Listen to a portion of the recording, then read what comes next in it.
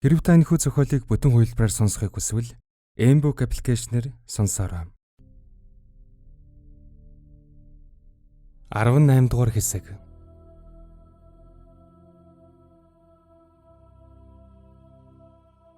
Маргааш өглөө Петро аавдаж нь удаан ярилцлаа. Жохом юун тухай ярьсныг нарим хинч мэдсэнгүй.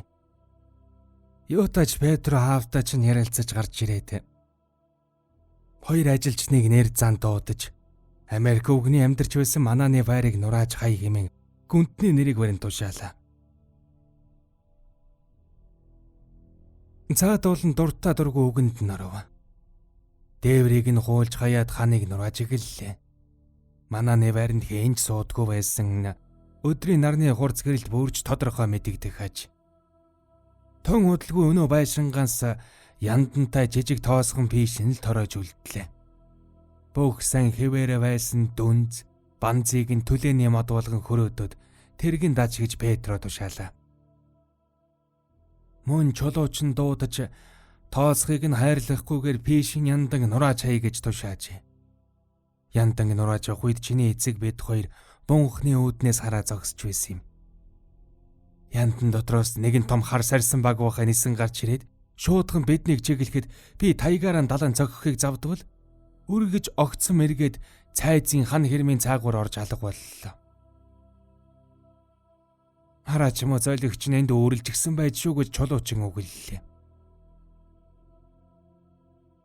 Чиний ээжийг өнгөрдөг өдөр цээжин дээр нь суусан байсан хар сарсан баг бахаа хаанаас гараад ирснийг би тэгэхэд ойлголоо. Сарсан баг бахаа цагаан цайвар юмн дээр суух дуртайг бөгөд мэднэ. Талига жагаадны цагаан хувцсан датагдаж тийм суусан хэрэг байж шүү. Харин ердийн сарсан баг бахаа саарл өнгөдөө байдаг адил тэр амтэн яндан дотор үүрснээсээ болоод хөө тортог болсон нь тэр вэзээ.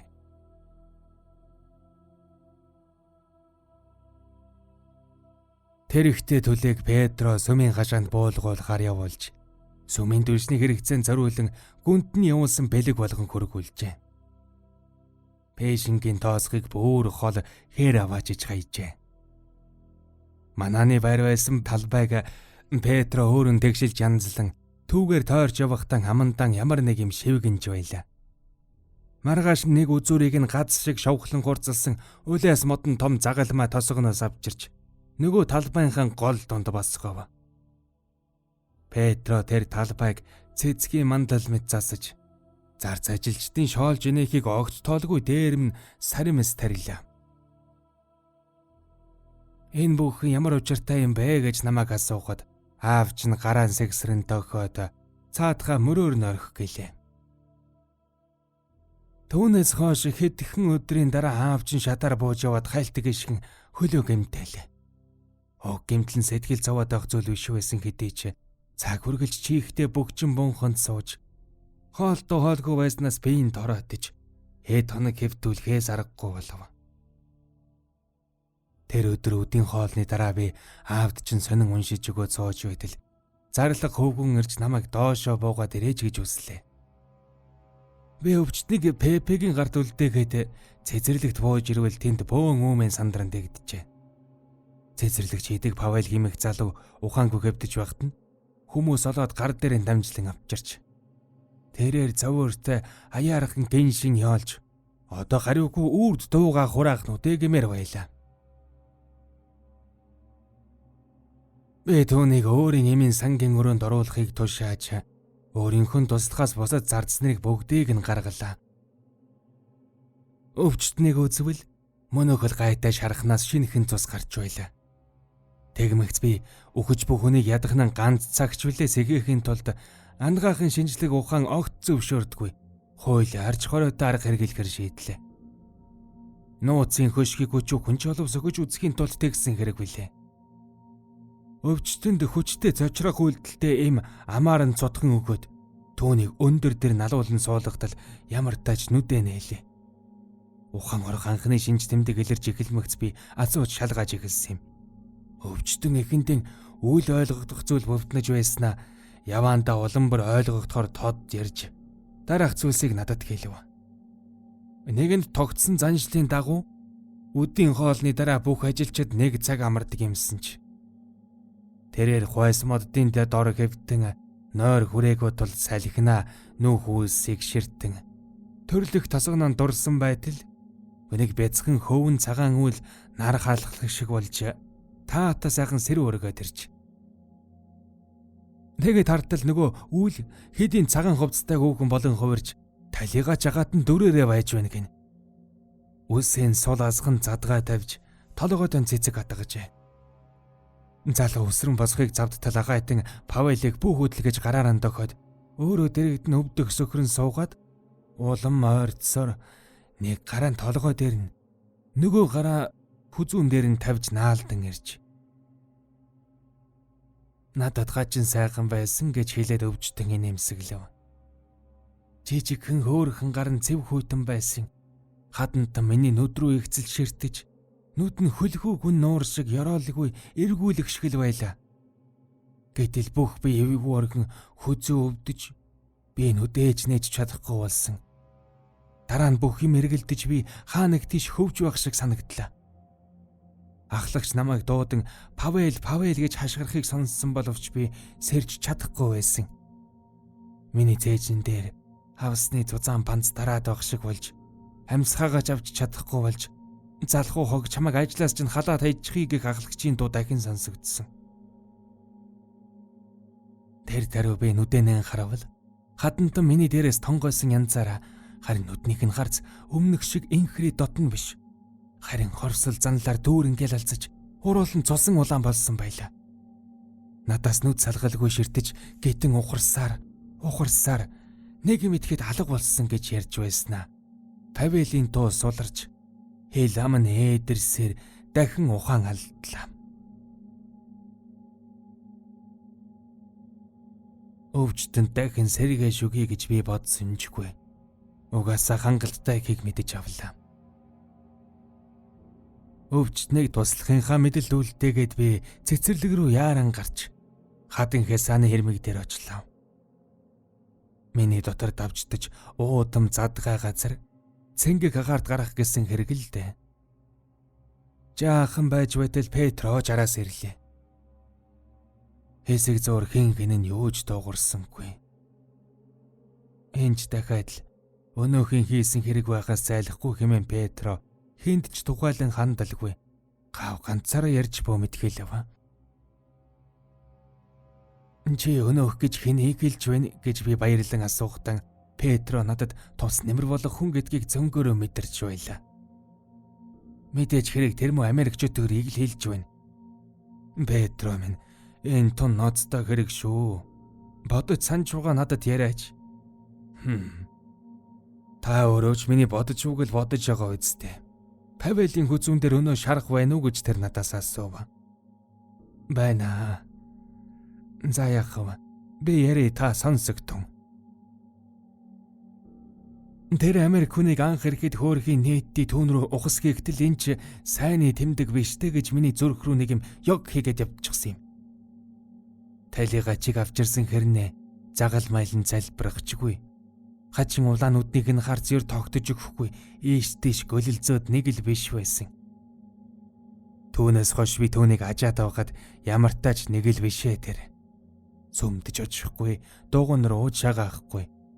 Буян намын газраас сэрвдэг нь ээлт байсан хэмээн Петро ярьж эхлэв. Хүн амтанд айж дуугарахгүй. Тэр манааны байранд ганцаар хаал суудаг. Гэрэл жасаахгүй. Яндангаас нь утаа гарч харагддаггүй бодоход галж төлдгөө байсан байх. Тэгээд бас юу ч идэхгүй мөртөн улам тархлаад л өнгө зөс араад байдаг юутай жигтэй хэрэгв. Гэтэл хүмүүс ар хараас өвхөд л байдаг. Эмчнэр болохоор өгсөн хүмүүст цосвар галга гэж яриад байсан. Та ч бас тэгж хэлж байна. Тэгээд миний толгойд энэ өвгөн ёстой биелсэн чөтгөр юм. Манайхны ярдгээр босон ороолын юм байна гэсэн бодол төрсөн юм.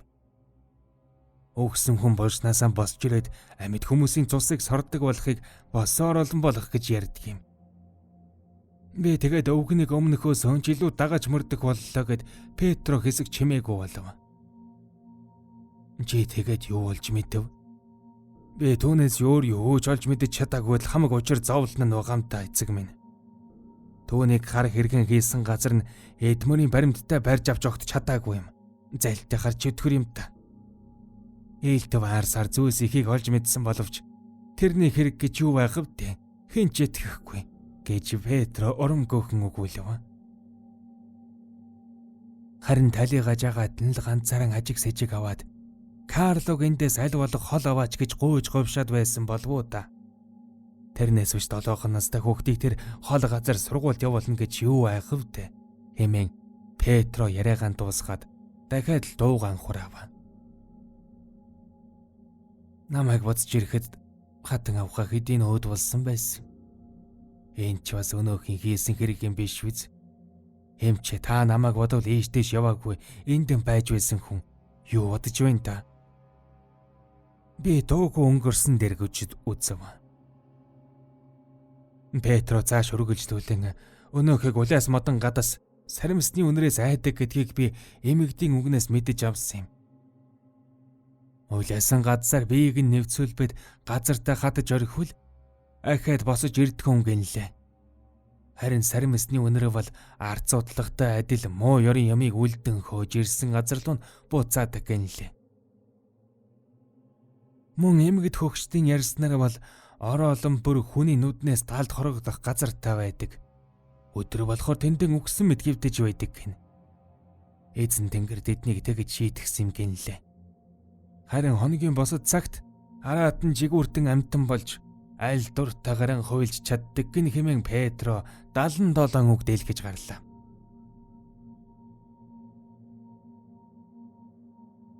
Би манааны байрыг нураалгаж модыг нь сүмийн түлшинд өгсөн. Улаасан загалмай газарт шааж босгосон. Саримс удахгүй цэцэглэн. Харин өнөөгч нь төвөөс эрл байна гэж өвгөн гонигтайхан өгөөлөв. Одоо яах вэ? Тэр чөтгөр Америкээс элэнц хүндний шарлыг хараа шингэсэн совдон зүйлдийн хамт авч ирсэн нь манай гүнгийн хатан ахаадны өвчний шалтгаан болсон юм биш биз? Энд нэг учир байна уугүй юу? Та үнийг юу гэж бодож байна юм чэ гэдэг Петро намайг сорих мэт ширтгэд. За бүү мэдээ гэж хэлээд би мөрөн хавчлаа. За би нэг иймэрхүү юм бодоод байна. Элэнц хүндний чулуун авсан дээр модны ураар загалмаа хийж тавь. Бас тойруулаад энэ тэндгүү саримсүлгүй. Ингүүл сайн гэж ярьдаг юм. Харин та бунхныг зөвхөн Петро цэвэрлж байх болно. Бусад хүмүүсийг тийшээ орж болохгүй гэдгийг бүх зарц ажилчдад гүндний нэрийн өмнөөс хэлж өгнө. Эстэгвэ саваагүй амьтад миний тэнд тавьсан юмнуудыг гаргаад хайчихж магадгүй. Бас элдв яриач гарч мэднэ. Тэгээд жин бүхнийг маш нууц байлгахгүй бол өнөөгч нь гадарлаад арилаад өгч магадгүй. Би ч хэлсэн ёсоор нь болгоё гэж амлалаа. Петроч загалмай хийж ажилдан эдэв хийлэн орлоо. Тэнхүү Петрог бэлтгэлийн базааж байх зөөр тосгоны 2 хүүхэд манад өдрөөр ажил хийдэг нэг эр нас барлаа. Эцэст нь бүх зүйл бэлэн болж цайзын бүх зарц ажилчид шөнийн цэвэрлэгээ хийгээд завгүй байх үеийг тааруулан нар жаргах үеэр Петро бид хоёр бунханд орж тэрээр урд ярьсан ёсоор загалмаа тавьж энд тэндээс саримсан хэлхээ зүйлээ. Тэгээд энэ бүхэнд гүндний анхаарлыг хандуулахгүй тулд авсыг хар одон чуугаар бүтээв. За тэр хэрхэн гаслан явж байгааг нь сонсож гэнүү хэмээн Петро хэлэхэд сайтар чагнаад үзвэл хаана юу дуугараад байгааг тодорхойлоход хэцүүч нээр нь л нэг юм дуугараад авах шиг байна. Гэхдээ бунхны яндын юм уу эсвэл агаржуултын нөхөр салхи хүүгэх нь сонсогдсон тэр байлгүй дээ. Петро сансан хэрэг амжилттай бүтэн гэдэгтэн огт эргэлзэхгүй. Хөгжилтөө сэргэлэн байлаа. Харин надад цаашдаа болох бүхнээс айж болгоомжлох үндслэл их байв. Гэтэл тэр шөнө гүндний хувийн зарц амь өргөдлээ. Төвнийг орон дотроо амьсгал хураах гэж багт нь олсон бөгөөд тэрбэр ердөө хатан гэж шивнэж амжижээ. Зарцнаар болсон явдлыг шүүн хэлэлцэж байх зур Петро ирж талигаа чин толгойг өргөж үзээд дуу алдан өөрийн ирэхгүй шалдан дээр суун тусахтан царайн цэрд шиг цагаан болсон байв.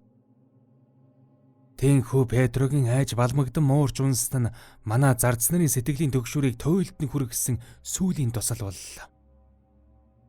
Олонгон хөөрхий Петро туслахын оронд тасалгаанаас зогтон гарч нэг цагийн дараа гэхэд нилээд хэдэн хүн халагдах хүсэлтэн гаргалаа. Орой болоход өдрөөр ажилтг ажилч хэд ч яваад өглөө. Энэ тхөөр дуухуур дуурс хаанч болж зарц нар хоорондоо ямар нэг юм шивгнэлтэн үгсэн хэлцээ тоглолтой. Дахиад нэг л хүний амь өргөдвөл бид зарц ажилчдгүй үлдэх нь тодорхой байлаа. Орой тийшээ. Ноёдоо энэ бүхнийг сонсоход хичнээн гайхалтай сонирн байгаа ч гэсэн одоо бүгдээрээ унтаж амрах хэрэгтэй. Шөнийн 2 цаг болж байна. Манай нөгөө цус сорогчд биелсэн чөтгөрүүд одоо наргиж зугаацаж хэдийн ханаад дугноорондоо дугжирч шивтэй виз гэж би бодож байна. За, би лав явж унтах минь гэж Вэйсэмч шийдэмгий хэлээд босов. За, тийм бол маргааш хүртэл хүлээе гэж зочдын нэг нь хэлэхэд битгий санаа зов. Карл Иванович үлгэр туйлсан аваа зөвхтад алга болчихгүй. Хэмээн эмч али айлава. Харин та энэ бүхнийг үлгэр домог гэж бодоод байгаа мó? Гэж Жорж К гайхшран асуувала. Жорж минь, чи хэрэг үүнд эргэлзэж байгаа бол ёстой балчир хүүхдэрэ байна гэсэн үг дээ. Хэмээн нэг өвгөн хэллээ.